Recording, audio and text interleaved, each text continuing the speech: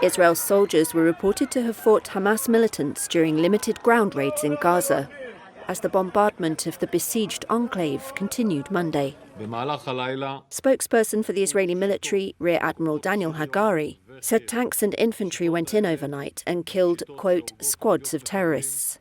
The soldiers also tried to gather information on the 222 hostages being held by the Islamist Hamas, he said. In the Sheikh Radwan area of Gaza City, families were forced to flee an Israeli strike.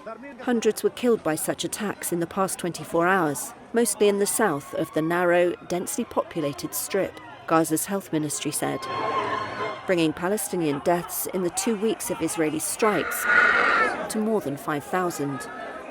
The Israeli bombardment was triggered 2 weeks ago by a cross-border attack by Hamas militants, who killed more than 1,400 people and seized hostages. Photos of the victims filled the seats of a University of Tel Aviv auditorium on Monday in tribute. While Israeli troops and tanks mass on the Gaza border, it's still not clear how soon they might launch a ground invasion aimed at eliminating Hamas.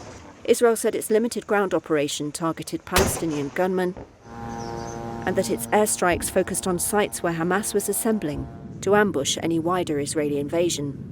Hamas, which runs Gaza, also reported overnight clashes with Israeli soldiers close to Khan Yunis in the south of the enclave.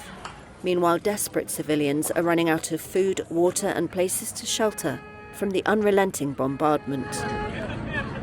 A third Gaza-bound aid convoy entered the Rafah crossing from Egypt on Monday, but the trickle of supplies arriving since the weekend is only a fraction of the amount needed.